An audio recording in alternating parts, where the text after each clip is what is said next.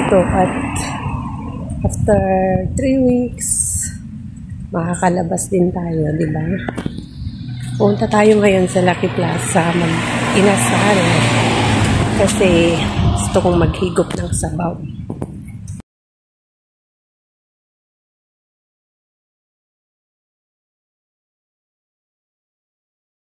Kasakit kasi ako ng 5 days. Supposed to be hindi pa ako pwedeng lumabas dahil ongoing pa rin yung medication ko, pero nabuboring ako. 3 weeks na kasi akong walang labas-labas. Dahil nga ito, late na naman tayong lumabas. Nagbantay muna tayo ng alaga nating matanda bago lumabas. Kawawa naman kasi si Lola pag iniiwanan mo siya na walang kasama. Yun, iwan na siya ngayon.